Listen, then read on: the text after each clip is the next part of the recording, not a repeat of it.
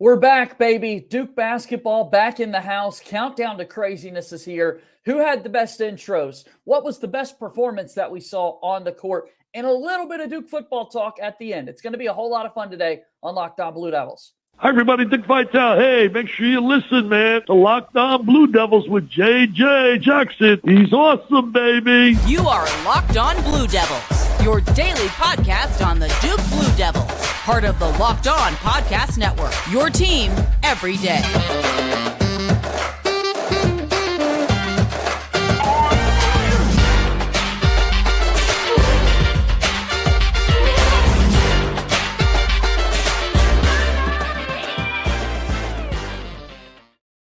Hello, everybody, and welcome into another episode of the Locked On Blue Devils podcast. My name is JJ Jackson. Love having you here with us on this Monday, October 23rd, 2023. Talking a lot about Duke basketball, countdown to craziness. This past Friday night, our first look at both the women's basketball and Duke men's basketball team from the season. We'll talk a little bit about Duke football at the tail end of our show today, and all of that is being joined by our good friend Jordan Mann on today's program. If you have not done so already, please make sure that you follow and subscribe to Locked On Blue Devils for free wherever you get your podcast. Leave us a 5-star rating and written review, particularly on Apple Podcasts. That platform loves those 5-star reviews, so appreciate you guys taking the time to do that. Also, make sure that you check us out on YouTube. Watch this show each and every day. Subscribe to our YouTube channel. Continuing to climb, the only daily Duke basketball, Duke football podcast that you'll find out there. Thank you so much for your support. Follow us on Twitter at LO_Blue Devils and follow me on Twitter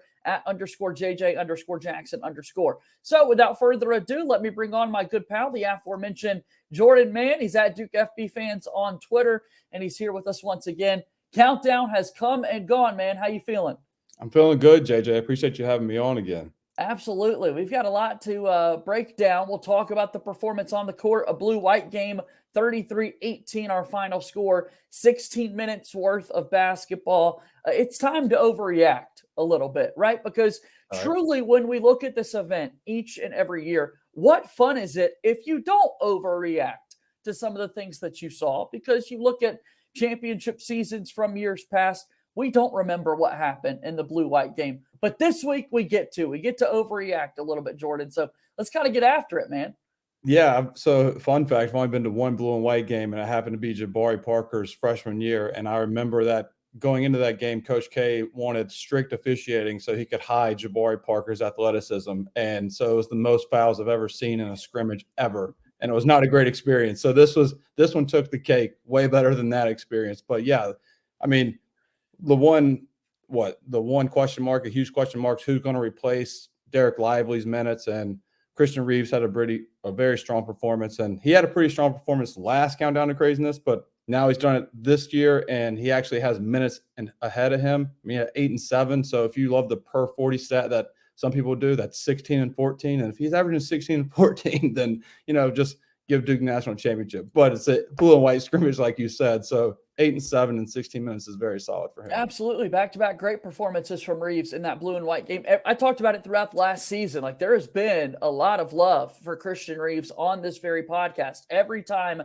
the man got into a game last season, even if it was later in blowout games and whatnot, he's so effective. He's so big. He kind of dominates when he's in there on the floor. Getting to play on Tyrese Proctor's team, I think, set him up for a lot of success. The rebounding efforts is a little bit easier when you're 7-1, but I've always loved his positioning and kind of fit within this team. Last season, at the end of it, we're trying to figure out, is there a transfer portal big man potentially who could be joining Duke? Ultimately, no one comes in. Filipowski's going to get a lot of minutes at the 5, but maybe we are going to see more Reeves this season. Yeah, maybe. I mean, he showed in the blowout, I think it was against Pitt in the AC tournament. You're exactly right. Yeah. He actually looked comfortable. The game was not fast for him. And obviously it matters with like what the time and score and stuff was, but still minutes are minutes. And he played well. And I want to know who came up with the teams for the blue and white scrimmage, because Roach and Flip with Tyrese Proctor and then the big man Christian Reeves, who you're looking to step up. I mean, that's just an uneven team right there with just loaded talent. And yeah, as a Duke fan, you got to like what you see. And speaking of Roach real quick, I mean, he hit 3 triples. And if he can do that makes Duke even scarier on offense because he's more of a mid-range guy. He loves to get to the elbow or to the nail and pull up. He does a really good snaking a ball screen like Chris Paul does, and that's his bread and butter. If he can be a spot-up shooter for Duke, oh, my Lord. Yeah, only 16 minutes worth of scrimmage to look at. And yet we still were able to kind of like sub in and out some guys, right? Some of the freshmen, Sean Stewart off the bench immediately and still able to come in and make an impact. I started to think, how in the world are you going to have enough time to get these guys out there and get them some run? And yet somehow, some way, they found a way to do it.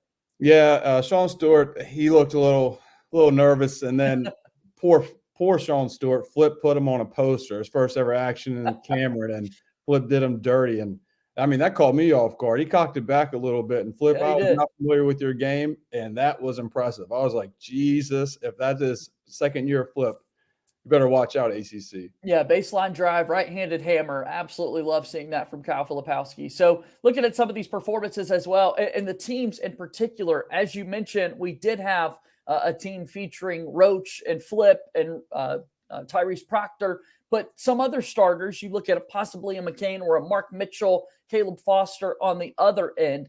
In a lot of ways, it felt even, right? When you think of blue-white games from time to time, you would think starters versus your second unit. That was not the case at all with this bunch. I would imagine that with what we saw, we're not going to see either of those sets of 5 players starting together this season. So I thought it was a pretty good job by the coaching staff dividing the roster up as fair as possible, getting those position matchups that you kind of needed. It just ended up being that, hey, one team was making way more shots than the other one and taking care of the basketball. Yeah, and I've went way too long on the show already to give props to who I think is going to be the best player maybe in the country, the best point guard in the country, and that's Tyrese Proctor. Like unbelievable. Like his performance, man. I know he was 2 for 4, but you look at 5 points, you don't understand. Like whoever's guarding this dude, ISO, you better Tebow and get on your knee and say a quick prayer because it's going to be raps with him one-on-one because he is looking to dance with any defender in the country, and his ball handling and vision is, I mean, it's top notch. I don't know who is next to him in that level as a point guard in the country. And I cannot wait to watch him put on a highlight reel day in and day out. It's going to be amazing. Year 2, Tyrese Proctor. Watch out, folks. All right, so we take a look at Countdown to Craziness. We've got a couple of more on-the-court performances to talk about. Where in the world was Jon Scheyer during Countdown? We'll tell you about that. And, oh, yes, that guy Cooper Flagg, got to talk about him a little bit as well. This is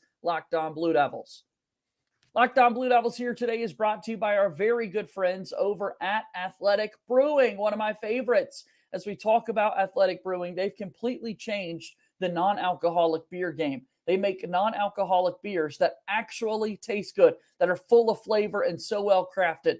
Their brews are great tasting and award-winning and beat out full-strength beers in global competitions. Brewing over 50 styles of craft non-alcoholic beers, including IPAs, Goldens, sours, and more. They're constantly releasing limited edition experimental styles to add to their variety.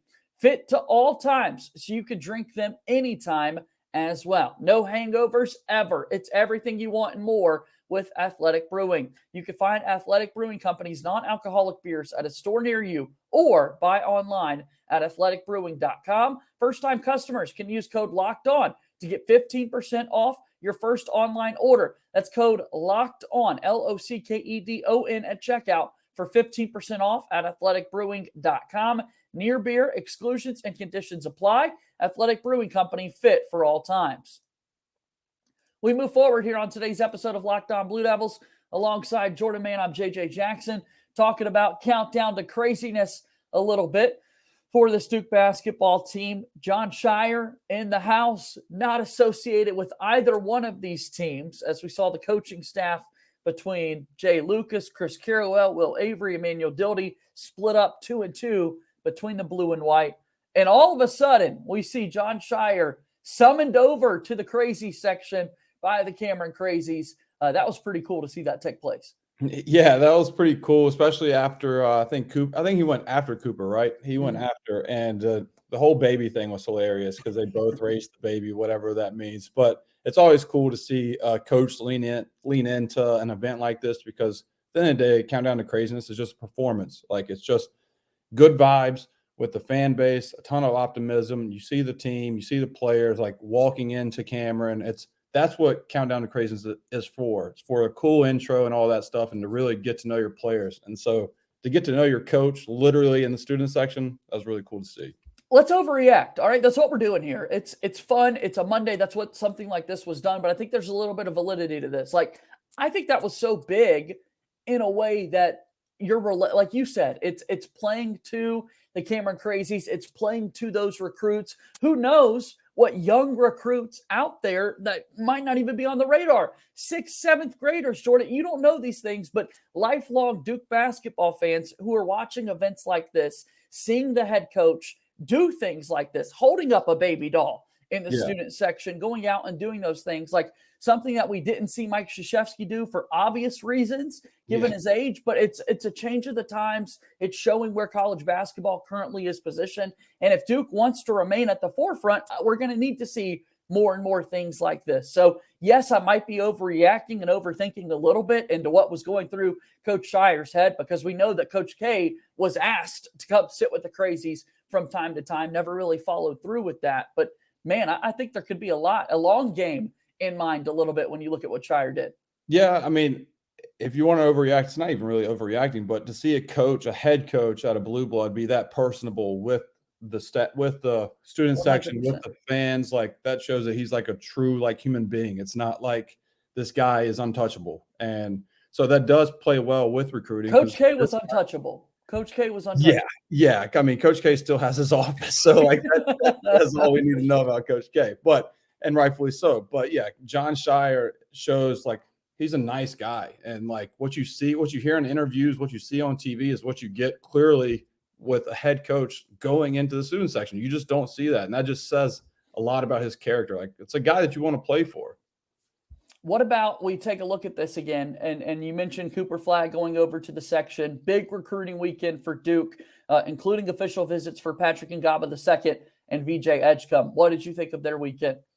Yeah, I mean, it's the best weekend for you to come to Duke is Countdown to Craziness, because you get the full-on hands-on experience. And Cooper Flagg was like behind the players walking into Countdown to Craziness. So he got the fan love there with him and his family. And that's big. And then him going into the student section, like that reminded me of Isaiah Evans earlier last season doing the same thing. And he was really dialed into it. And fast forward, Isaiah commits to Duke over Kansas and Arkansas. And like, I think that's big. Like people I've seen on social media try and like read his body language or facial expressions. Like UConn fans are like, he's not smiling. We're enough. judging his smiles. Like, yes, that is happening actively online.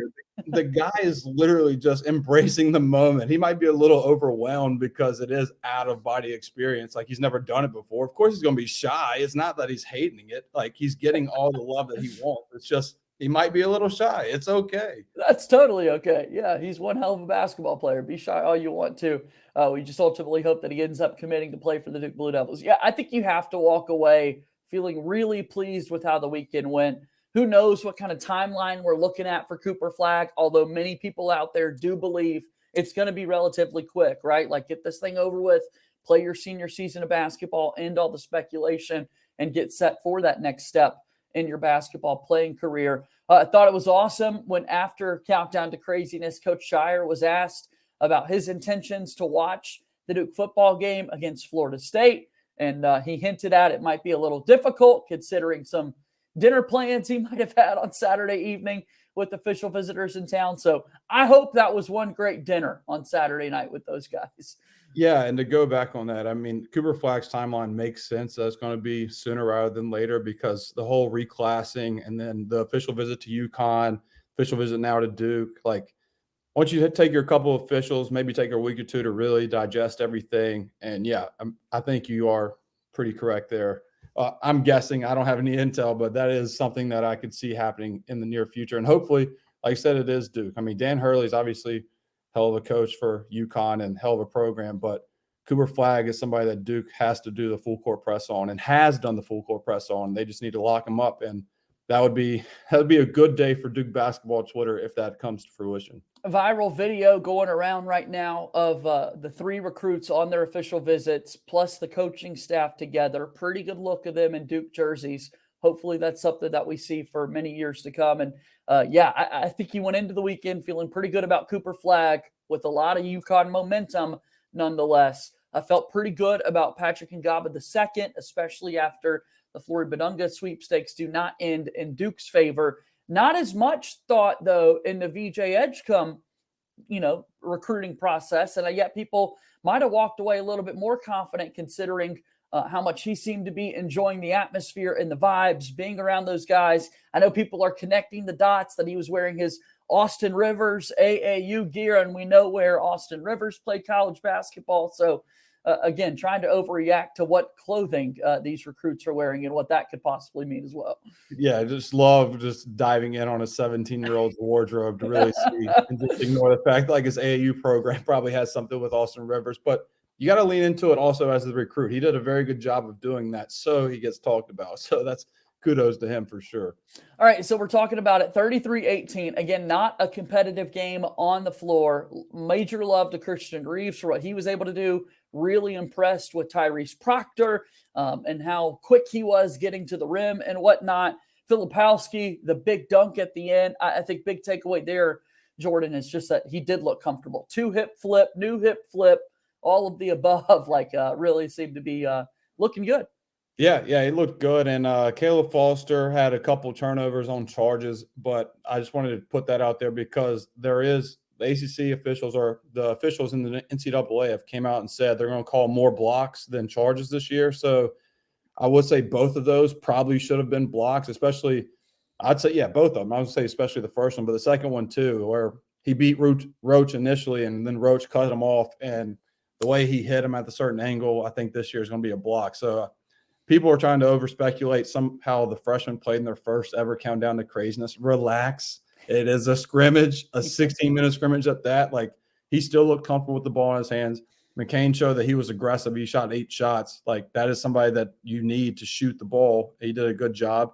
Tell you what, Jaden, he looked really good. Like, that catch and shoot that he had, if he can shoot with confidence, Jaden Shoot can shoot with confidence, that adds an extra element to Duke on the bench. I'm all aboard the Jaden Shoot hype train. As Locked On Blue Devils fans know, if you're an everydayer that listens to the show, let us know down in the comments below. Appreciate your support here for the program, and you're well aware, again, of my Jaden Shoot hype. So I do like what you said there, talking about this team, though, and getting shots up, not being afraid of the moment.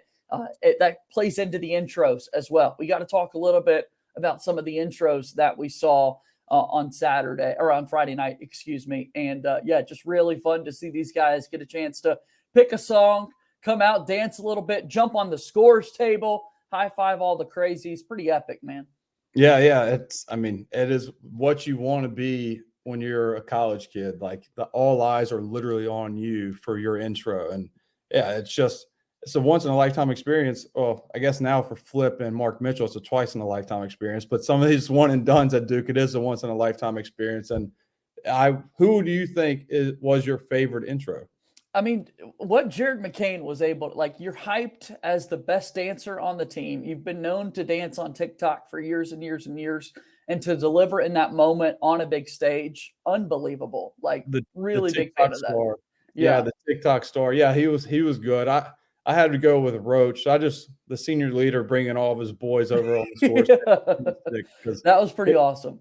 Everybody's always going to dance to their songs and have certain songs, but Roach just being like, all right, let's go over here. It was pretty cool to see. Yeah, we gave love to Stanley Borden a year ago for pulling out the saxophone and the trench coat. This year he sings a little a cappella, definitely in his bag on those intros. So pretty fun taking a look at that. All right, let's take one more break, and then we'll wrap up with some football thoughts after this time out here on Locked On Blue Devils.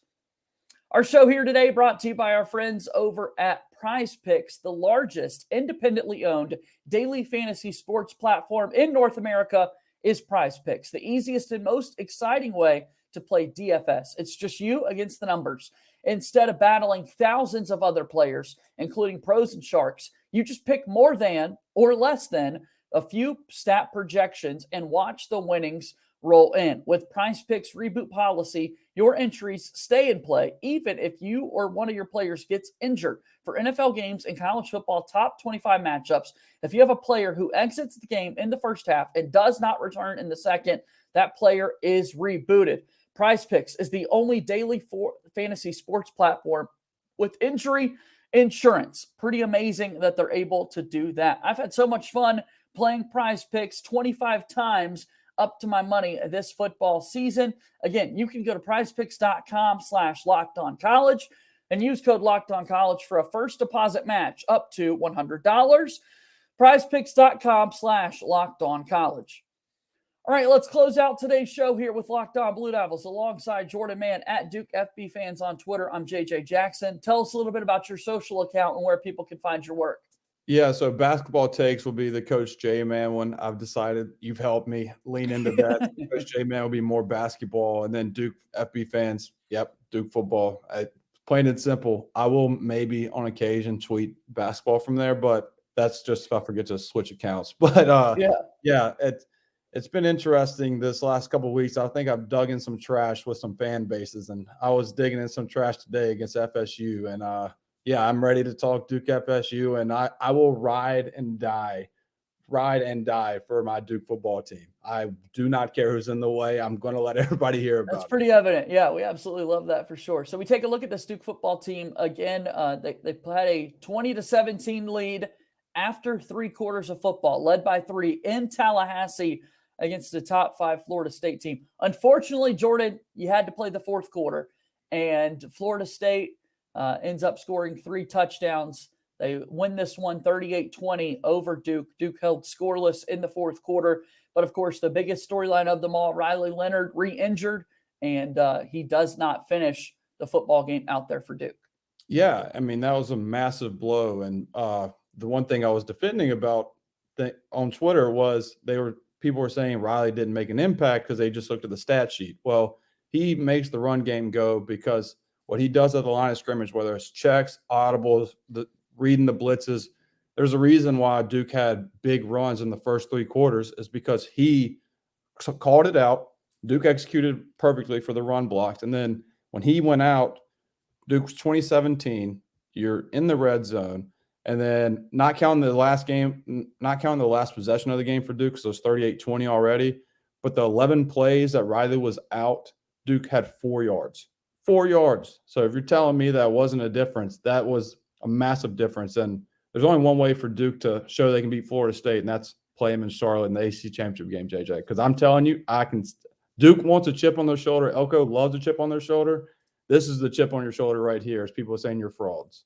Yeah, we got to line them up. We got to keep this going. We got a couple of more games left on the radar before you get there, including road tests at Louisville, UNC, and Virginia still on the schedule for Duke. Carolina, of course, over the weekend did lose a home game against those Virginia Cavaliers. So can't quite overlook that UVA game at the end of the season as well for Duke. And, of course, their final game will be at home against Pittsburgh. So a lot of people, myself included, you're in that boat. We want that rematch. We want to see Riley Leonard healthy.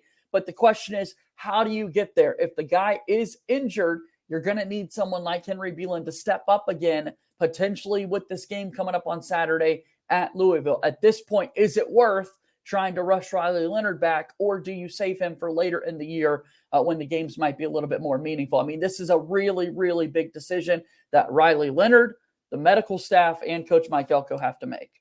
Yeah, Elko said today in his press conference, he's listed day-to-day, obviously. I mean, it's not a shock. But I will say the one thing was very good to see was after the game, immediately, Elko said that Riley wanted to get back in the game, and it was Elko's decision to hold him back. And so I just think he aggravated it. I think he irritated the ankle. He didn't roll it or anything. Just the way he landed, I think he just felt uncomfortable. And that was enough for Elko to shut him down, because he did say going into the game, if Riley can play, they're going to play, but they're going to keep an eye on him to where any discomfort, he's out. And that's what they did. And that's hats off to the coaching staff for doing that, because you can get lost in the game to try and win it. They looked out for his health. I think he will play against Louisville, because if he wanted to get back in against Florida State, now he gets 6 more days to rehab that ankle injury, and then you play at Louisville. And Riley's a competitor, and Duke knows, like you said, it's a tall task. Win out, you have a rematch.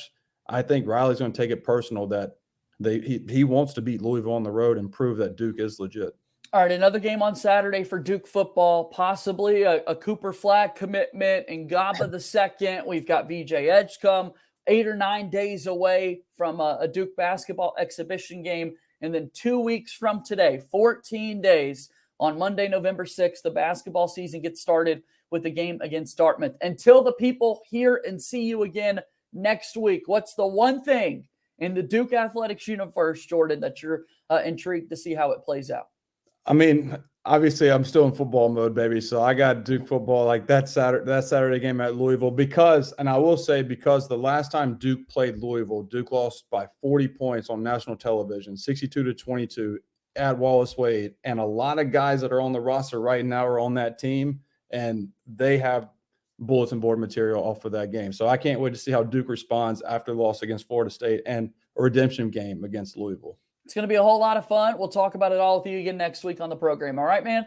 Appreciate you, brother. Thanks for having me on. That's Jordan Mann joining us here on today's episode of Locked On Blue Devils. Always fun to chop it up with him and hear about everything going on in the world of Duke athletics. That's going to do it for our show here today. Coming up tomorrow, another visit with our good pal Kevin Connolly, the site expert for Ball Durham. More countdown to craziness talk coming your way on tomorrow's show. That'll do it for today's show. As always, go Duke. I'll talk to you tomorrow. My name is JJ Jackson. Thank you and good day.